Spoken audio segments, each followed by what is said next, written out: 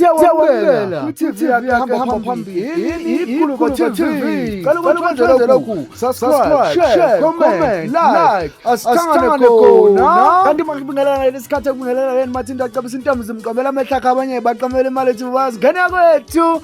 Owaziwa ngomculi kaMaskandi ubuya benqala botho laphana kweze gospel untencane ucela ufuniswa ke u-truck driver olimaze izingane agida nazo laphana ke emgwaqweni wabaleka njengoba ke efake izithombe zesibhicongo wasethi ke uma ngabe ukuthi uvuka kune truck elimele emsebenzini wakho around iTheku ucela ke ungithinte ngoba ke kunomuntu olimaze imoto noma ke imoto ebehamba izingane engida nazo wabaleka akabange esatholakala ke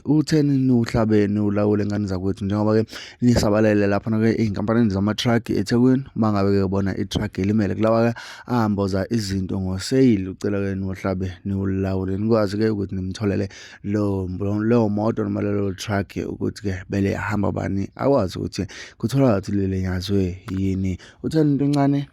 uma ngabe engasizakala lapha kuyobe kuphelele noma ke esetholile ukuthi ubani okwazi ukuthi alimaze izingane leza hambana noma ke kungalimalanga umuntu kulaba abebephakathi emotini kodwa ke usefisa nokuthola ke ukuthi yiphi le nkampani enelunga lokulimaza abantu ebese ibaleka kanjena. Mina mntana sekhaya ngiqophe lezo zahlanga laphana ku-comment section ngizuva lakho mayelana nalolu daba ngabe abashayeli baseThekwini bajwayele ukwenza lokho noma ke ingoba kunokuqashwa kwabantu bangaphandle abaningi noma ke yini yenza ukuthi udriver egcine ebaleka eshiya isibhicongo.